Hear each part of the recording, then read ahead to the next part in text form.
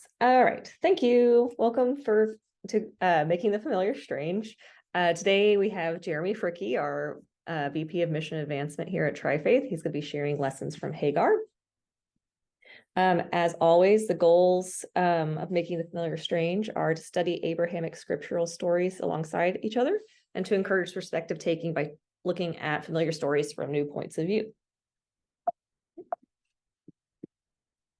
The ground rules are, again, to be as respectful as possible, to challenge your own assumptions, to speak from your own point of view, and to be open to new perspectives. Sometimes these conversations can be new and challenging and uncomfortable, but kind of lean into that discomfort and just be open to exploring new ideas.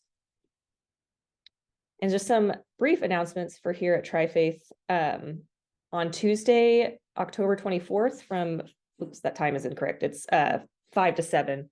We're having a clergy meet and greet. It's a very casual event. We'll have some just snacks and light refreshments and a chance to meet the clergy here on the Commons, especially Rabbi Sharf. He will be there. And so please come as you are able. On Wednesday, October 25th from 6 to 8 p.m., there's going to be a showing of the documentary A Time for Building, which is the sort of follow-up to A Time for Burning, which was in the 60s, a documentary that was filmed with Augustana Lutheran. And it was about a white pastor who wanted his white Lutheran church to kind of start building community with a Black church in town. And it didn't necessarily go well, but it's a very powerful documentary. And there will be this follow-up is they went around and showed the documentary to different white churches around the country and then had discussions. And so that's what A Time for Building is. And so we'll be watching The Time for Building. And this is in partnership with MORE, which is the movement in Omaha for racial equity, and Augustana Lutheran. And so Trifaith is just promoting that, and I'll be there as well. Again, we have Coffee on the Commons on Thursday, October 26th. It's usually the third Thursday, but we have some timing conflicts this week. So it's been moved to the 26th. On November 2nd, AMI is hosting an evening with Muhammad Ali Jr., and he's going to be there. And I believe they're showing a documentary, but it's going to be hosted at Countryside. So it's hosted by AMI at Countryside. So nice little collaboration there. So if you're able to make it for that, they're also looking for both the clergy meet and greet and the evening with Muhammad Ali Jr. We're looking for potluck volunteers. So if anybody would like to make some food or snacks, please sign up. Both of the events on our website have a RSVP and a volunteer sign up for food. And then November 17th, we'll be doing our next Making the Familiar Strange. I just got Luke Schulte, our curriculum and research specialist here at Trifaith, has agreed to do it for November, and he's going to be doing it on Nehemiah. So with that, I'm going to stop sharing my screen and pass it to Jeremy.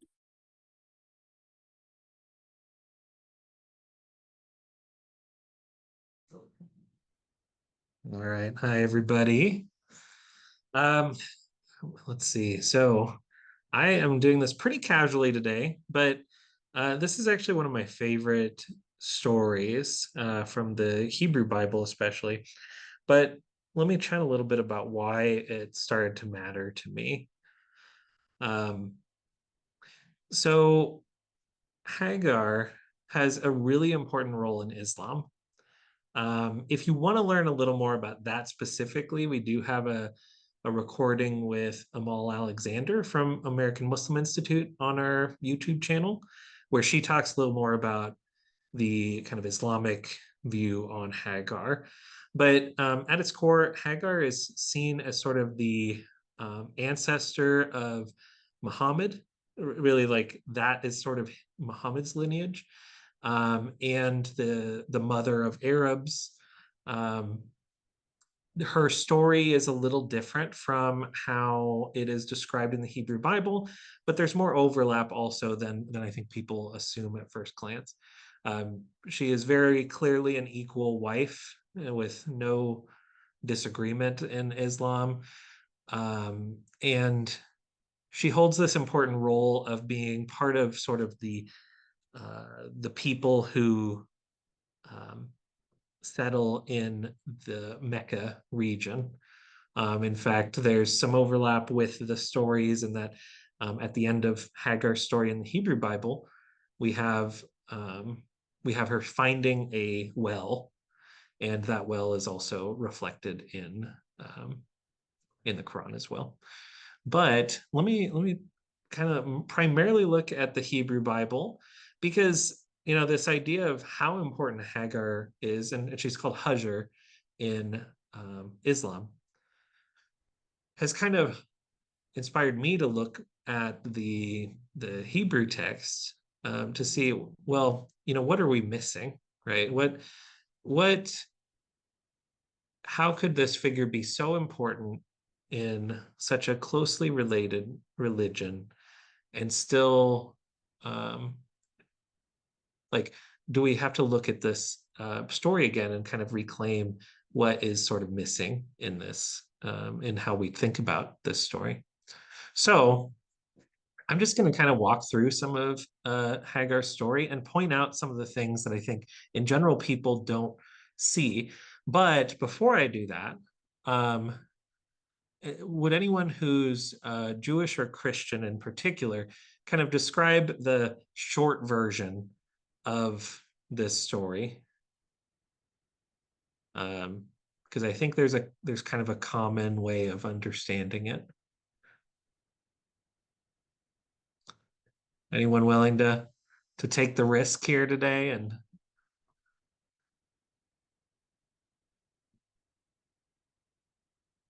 all right. Well, I mean, the short form, at least the way that I grew up, was that that Hagar was sort of a concubine and almost a problem woman in the story.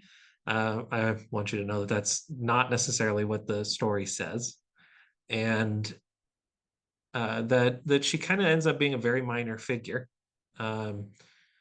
She sort of explains where the lineage of Ishmael goes, but beyond that, it kind of disappears a lot from the actual story. So let's look a little bit about some of the things that I want to definitely bring to light.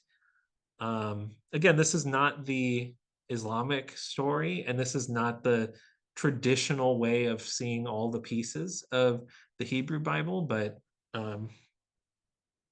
it's a way of reading the Hebrew Bible in an interfaith context. So let me share my screen here.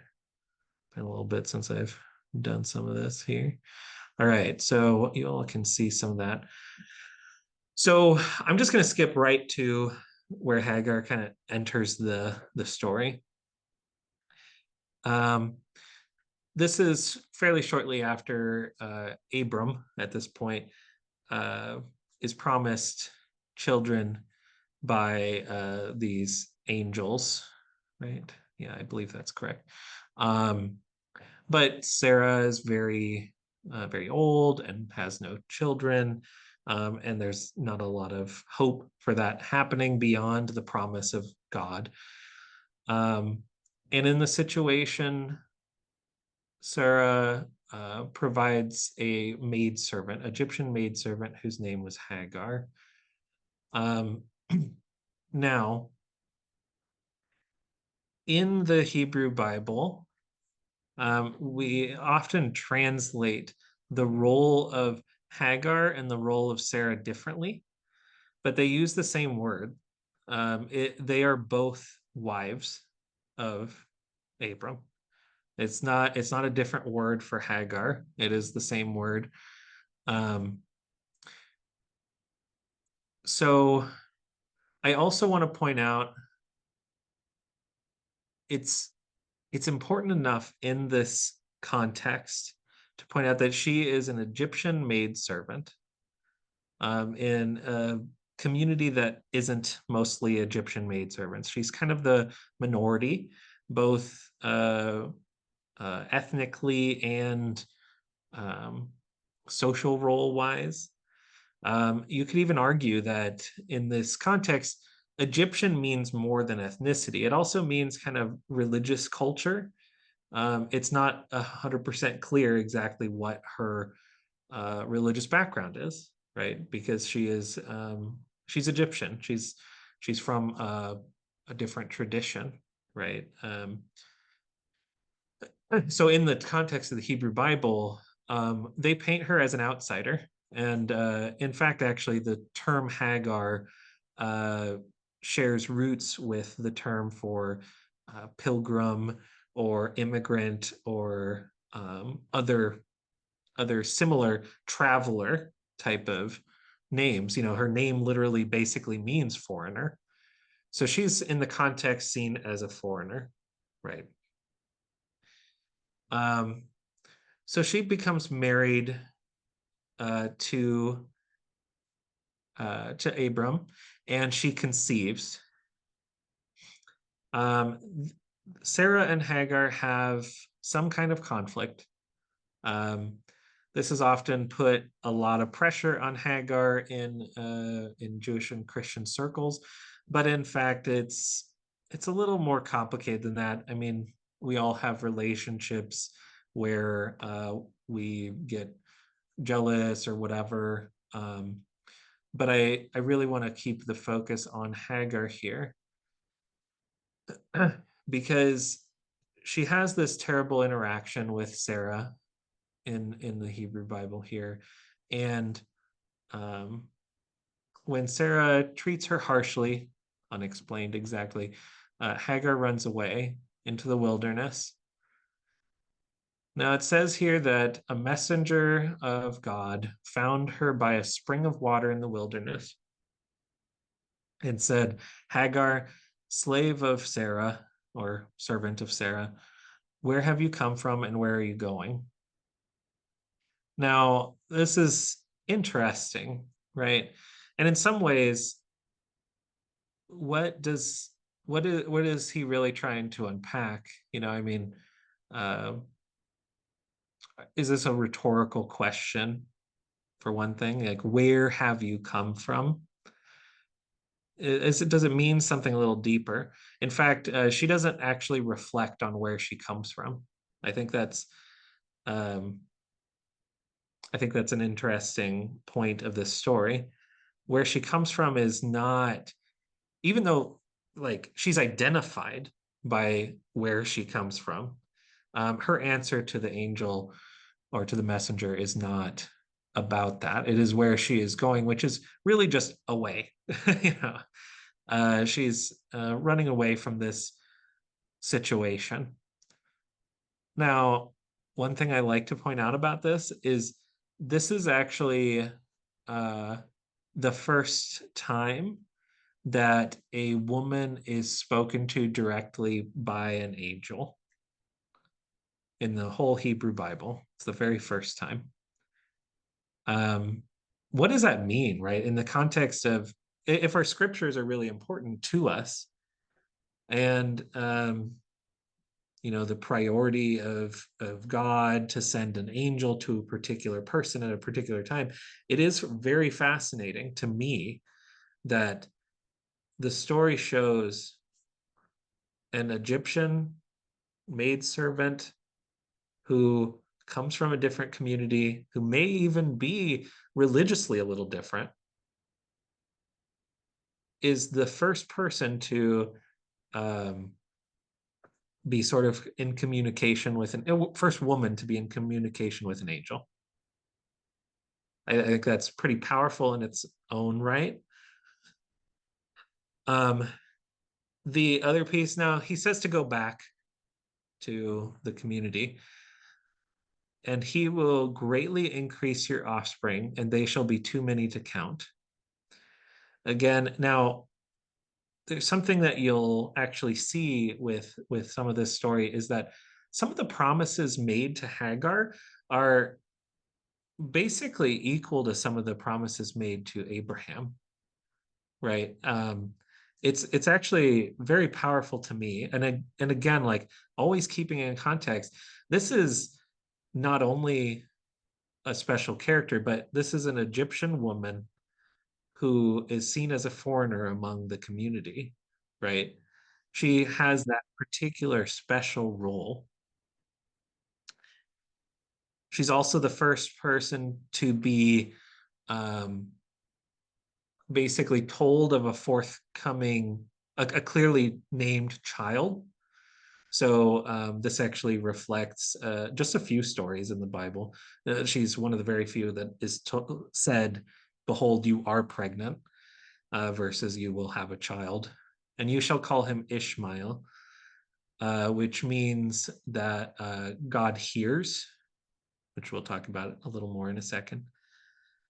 But God provides a name for this woman's son, right?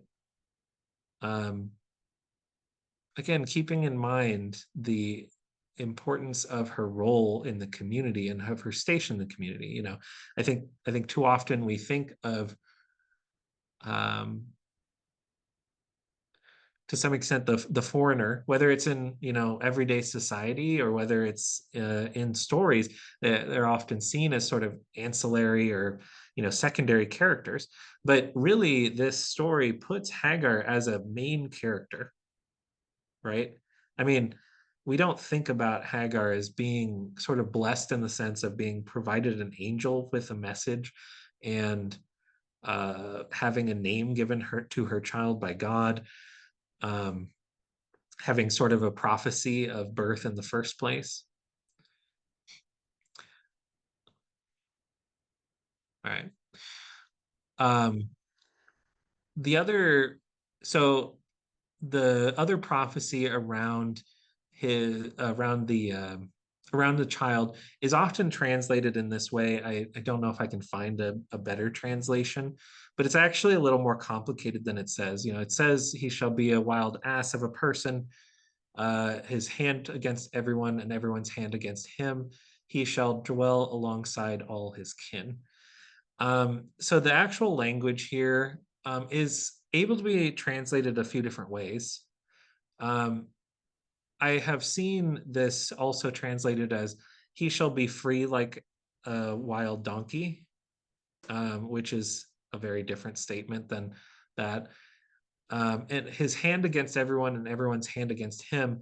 The term for against a hand against a hand is um, it's not necessarily a conflict. How else do you put your hands with someone else's hands? Anyone want to throw out an answer to that? Unity. Other than hitting people. Oh, what were you saying, Abdul? Well, unity too, hand against hand or hand with hand. So, Yeah. but And he shall dwell alongside all his kin. So just with, and we make choices that are a little um we make choices based on tradition sometimes that in my opinion are not always accurate. So this particular circumstance, I mean, I don't know what was truly intended thousands of years ago, but it feels like in this context it actually makes quite a bit of sense that she would be promised a a free man, right, in the context of being a servant, who finds kinship among all people, which is almost the opposite of kind of what it says, but you can see where we can choose how to translate some of these words, right? And this is another first in the Bible of great importance. And she called God, who spoke to her, "You are El Roi," by which she meant, "Have I not gone on seeing after my being seen?" She's the first person in the Bible to give a name to God,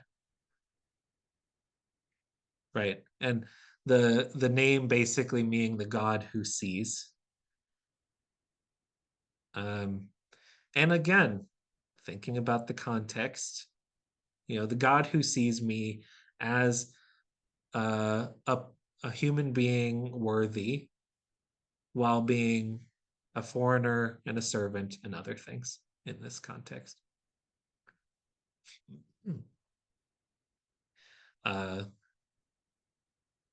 Let's see. So it's also interesting that in Islam, there's a well associated with Hagar that is the spring of Zamzam. Zamzam is the name. The well of Zamzam. I'm not sure what's most common, but Zamzam I remember is the name. And the Hebrew Bible also talks about a well or a spring that's associated with Hagar. Now let's kind of skip ahead. So she kind of disappears a little bit. Well, sorry, I'm double checking. Well,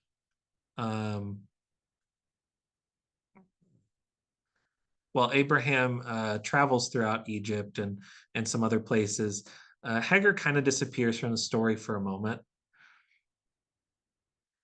But I think that this is some of the most powerful to me. And again, I want to focus on Hagar especially. Again, she's referenced as the Egyptian. That's a very important thing to the story. They have a little bit of conflict again. And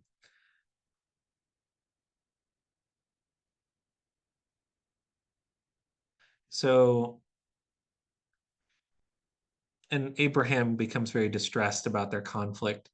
And basically, God promises that they will both have nations after them, right? Now, there's some overlap, although there's some differences in the details for sure. There's some overlap and some differences with the Hebrew Bible story and the traditional Islamic story. But at this point, in Islam, Abraham supports her in being able to leave, in a sense. In Islam, it's to go to the Meccan area. In the Hebrew Bible, it's unclear where she's going. It says that she's going into the wilderness of Beersheba. I'm not as good with geography, so I'm not sure. Maybe there's an overlap there too. But they go out, they go, and she runs out of water. And this is here in the Hebrew Bible, when the water was gone from the skin, she left the child under one of the bushes. Now she doesn't leave him. She goes and sits down at a distance, a bow shot away, for she thought, let me not look on as the child dies. And she sits and cries. She has a child who's dehydrating and in the desert, and she doesn't know how to get water at this point. Again, I love the minor details here. This might take too many steps, but I'm still going to go for it anyway because I'm a big nerd. So went down and sat down a distance a bow shot away. So there are some actual rabbinical traditions about this, but different people interpret it very differently. For one way, this can just be as simple as she walks away a distance, right? But there's something to be said about the fact that it is described as a bow shot away. In a sense, she is wondering whether it is worth it for her child to suffer through this. That's how I read it anyway. What happens, if you're in this hopeless feeling situation, your choice is to go on and keep hoping, or possibly to even consider taking the life of your child. Now, that has some overlap again with Abraham's story. And in the Hebrew Bible as Isaac, where he's expected to sacrifice, right? Is there a question here? Because right when she's thinking about sitting a bow shot away, God hears the cry of the boy, and a messenger calls to God, or a messenger of God called to Hagar from heaven and said to her, "What troubles you, Hagar? Fear not, for God has heeded the cry of the boy where he is." So God intervenes in this situation where Hagar is losing hope. And to some extent, my interpretation alone, she's kind of considering a level of sacrifice that might look a little bit like Abraham's, right? But God says this does not need to be the case. In the Hebrew Bible, you might be surprised at how similar that story actually goes between the two people.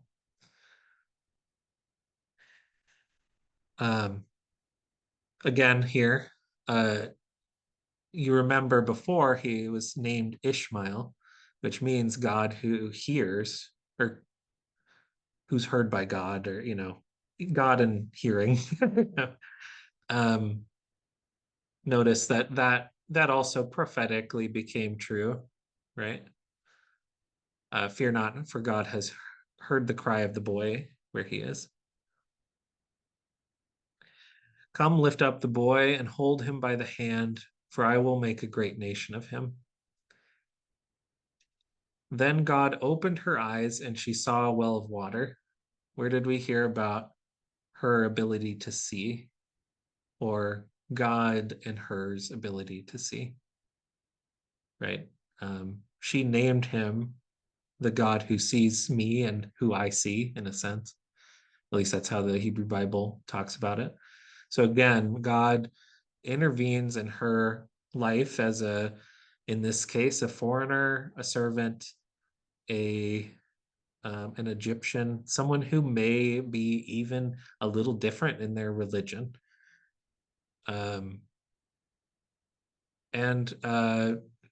God opens her eyes and she sees this well of water. She was able to fill the skin with water. Now, again, I want to repeat over and over again, this is my interpretation of the story. It's not really a traditional interpretation from any angle. But I find it so beautiful and fascinating that this also ends up correlating a little bit with the Islamic story too, from the Hebrew Bible, where basically a well of water is provided when things don't look too good for Hagar and Ishmael.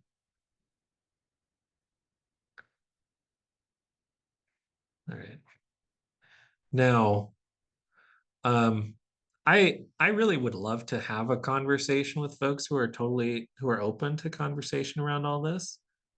I want to remind you that the pieces to me, I'm gonna oversimplify, summarize kind of what I'm talking about here, is Hagar is a character that is often overlooked dramatically, particularly in Jewish and Christian communities. Very, very important in Muslim communities in general. But when we look back at the Jewish and Christian story, we actually see a much higher level of importance than I think is traditionally taught. There's something to gain from seeing these same stories, although they're a little different for sure. And like I said, listen to Amal's conversation about Hagar on our YouTube channel if you're interested in a more Islamic point of view. But she's an Egyptian servant woman, foreigner, likely to be from a different religious background to some extent. The extent of which I don't know, but usually when you reference someone by a different tribal name in the Hebrew Bible, you are referencing also a different religion.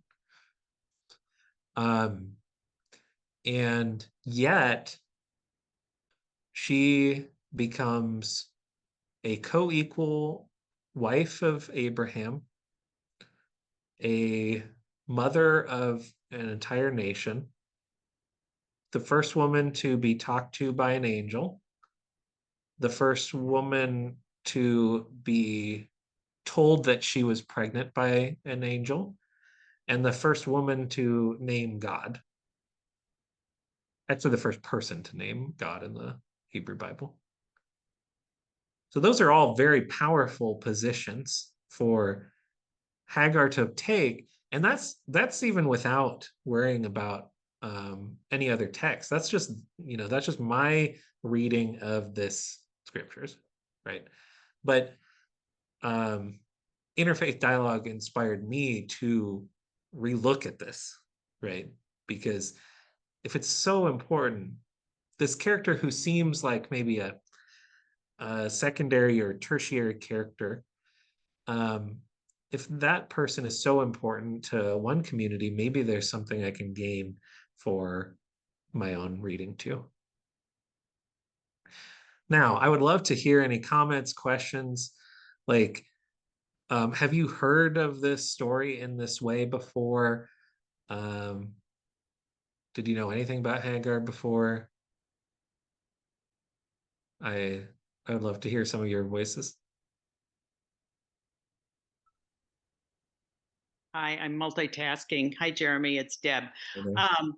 I have struggled with this story and how to present it to our elementary Sunday school students. And what we have done is emphasize that God sees her. So in many ways, we present Sarah as having a really rotten personality at that moment, that she's subject to the very human quality of jealousy and oops, I changed my mind. This was, we present the story as it was her idea to Abraham that this is how we will get a child.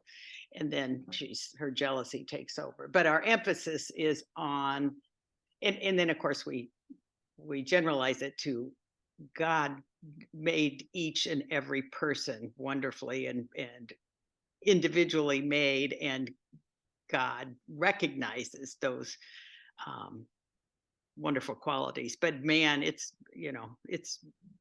so often rottenly presented in the Christian community, as I recall, or ignored altogether, because it's tricky. Yeah. Okay. Yeah, it's often over. There's an overemphasis on the negative aspect of sexuality in many interpretations, and there's kind of a subtle or not so subtle racist, really, or maybe even religiously bigoted reading of it. Religiously bigoted. Yes. Yeah. Laura.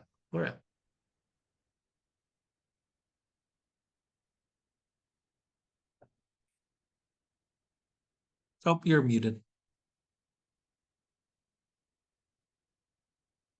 Yeah.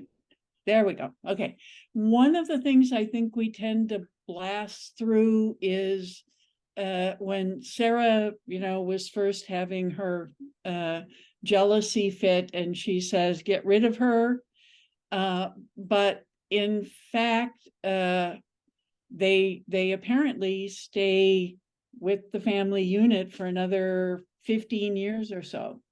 And so Ishmael is still living with his father, is circumcised at the same time that Abraham is, and so in that sense is maybe like the second follower of monotheism.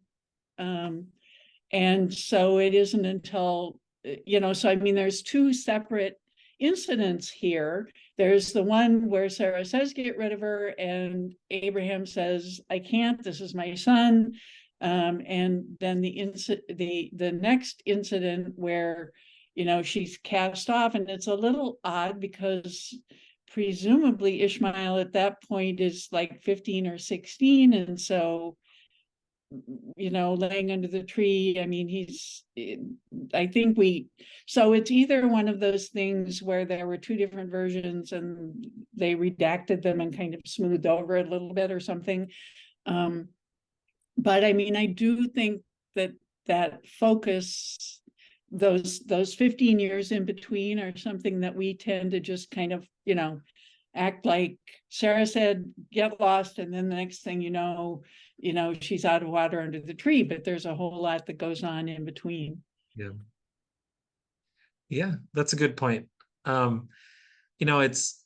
It's always fascinating to think about, sometimes things, well, I like to say the Bible scriptures aren't written by the authors weren't paid by the word, basically. Like you have certain letters and words in the texts that matter significantly to the author, again, whether you see it as a holy author or not. And there's a lot of life and story that you have to read between the lines, right? Like there are some stories in the Bible within those 15 years, but even that is not a lot. It's like 4 chapters, right? So it's kind of interesting to consider, for sure. Who else? Was this radically new for anybody? Was this interesting? Hey, Jeremy, I want to say something. Yeah. You'd make a damn great imam. Seriously, man. I mean, you just think. Thank you. Seriously, we'll give you AMI, and you could just say, but this is great. This is, really great. Also, too, when Hagar, peace be upon her, said that, naming Ishmael, right? I believe there was a time in Egypt when they were monotheists before, the switch over, to Pharaoh versus king.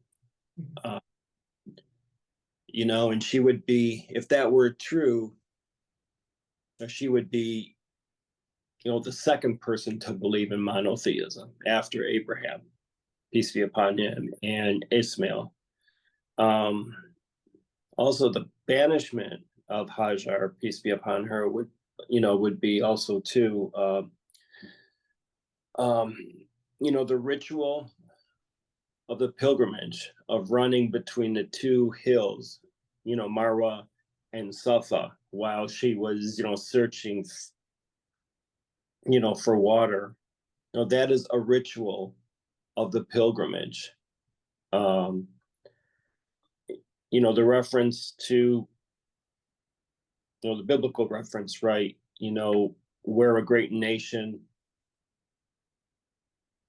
She would be, the mother of a great nation, right? That would be, Muslims.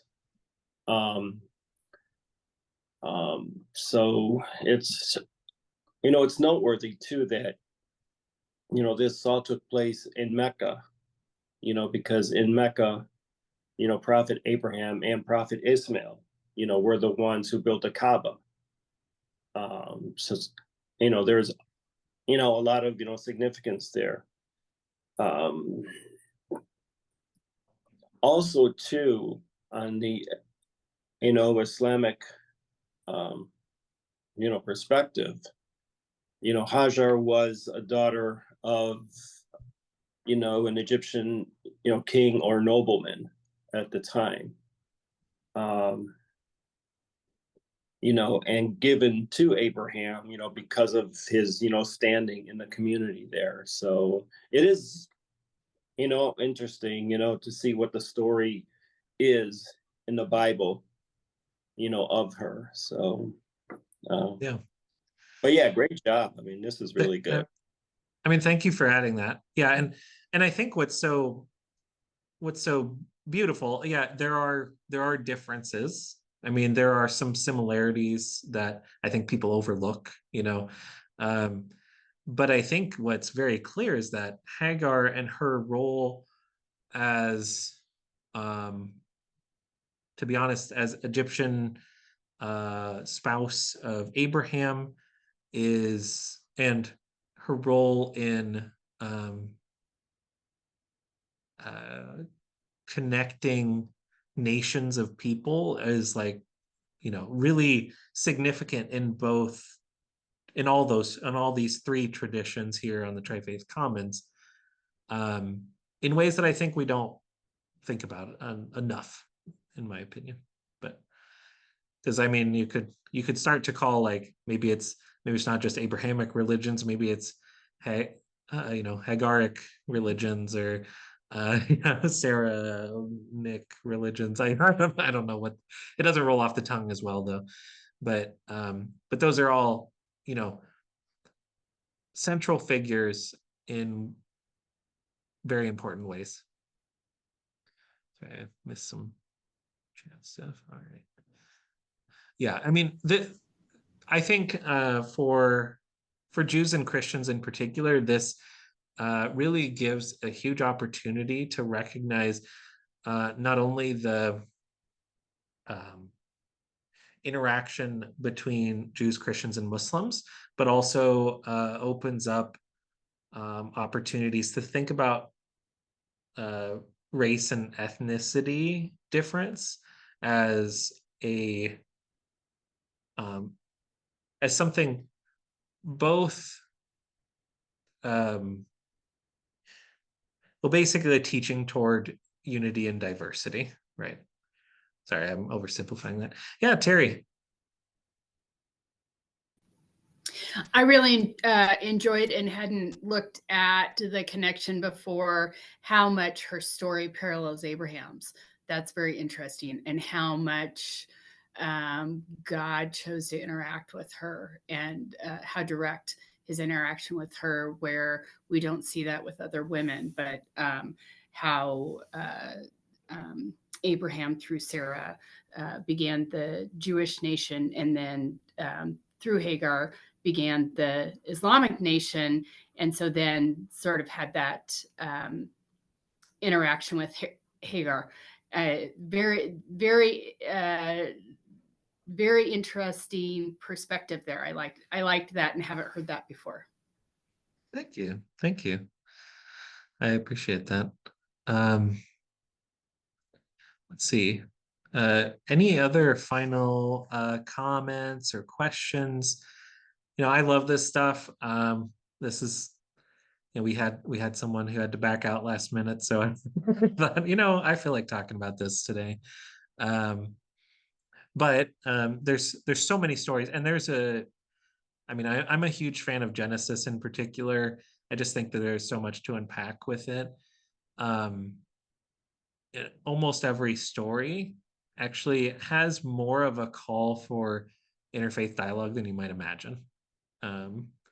I like Hagar's in particular because it's a little clearer of a connection, but you'd be surprised at how much each of our religions and each of our scriptures not only allow interfaith engagement, but actually really call for it. It's a central component of these religious traditions, and not just something that is like to be overcome or allowed or sprinkles on top. It's a way to actually exercise the religions you're a part of.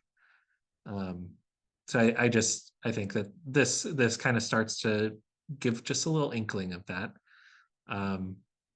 Alongside things like the Good Samaritan story, which the Samaritan is a different religion, just so you know, and the appreciation of some of the Zoroastrian kings in the books of the prophets in the Hebrew Bible, and the appreciation of Sabaeans and others in the Islamic texts. There's a lot more than I think people imagine. So I hope that this kind of inspires you to come back to other Making the Familiar Strange or other Tri-Faith programs. If you're interested in nerding out with me anytime, just throw me an email. And yeah, nerd out here. Yeah, feel free to come on over. Megan says that she would like us to nerd out here so that she can listen in on the nerding and participate. Making just kidding. I'm just kidding. Yeah, I know. I know. Yes, please come back to Making the Familiar Strange. And if you're interested in being a speaker for it, please let Megan or myself know.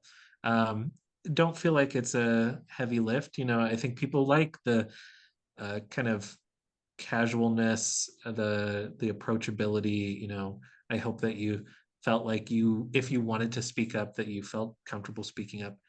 But otherwise, you know, that's what I got for you today. I'll be around for a couple more minutes to answer any other questions that people felt uncomfortable asking during the main Q&A time. But otherwise, I really appreciate you being here, and please fill out the survey that Hey, Jeremy. Megan copied. Yeah. Hey, Jeremy, can I just add one thing? I know that Yeah, of Terry course. alluded to, Ishmael being, the Muslim, tradition, and the children of Sarah being, the Jewish, tradition, which is true. However, in the Quran, they are all referred to as, Muslims, as being, Muslim is one who submits, his or her will to God. So for us, Abraham, Ishmael, Isaac, and Jacob, and David, and Solomon, and all, the prophets are considered, Muslims in that context, as ones who had submitted, to the will of God. So, and then we don't see, the references of, the children of Israel until Moses in the, Quran. So I just, wanted, to throw that out there. So. Oh, thank you for sharing that. I didn't realize that. Oh, you're very welcome. Yeah. Yeah, because, our tradition, your prophets are mine. My prophets are. I did realize that. I did know many of the prophets were shared. Yeah. Yeah, 25 are explicitly named in the Quran. And of the 25, 23 are Old and New Testament prophets. So yeah. Hey, Jeremy, this was great, man. You should reconsider. You'd look great in a turban, man. Seriously. Thank you. Yeah, we'll see where life goes. No pressure, man. No pressure. Thank you. And thank you All for right. stepping in for us, Jeremy. Of course. Yeah, thank you. Yeah, you all have a wonderful rest of your day, and let me know if you have any other things by email. All right. Have a good one. Bye-bye.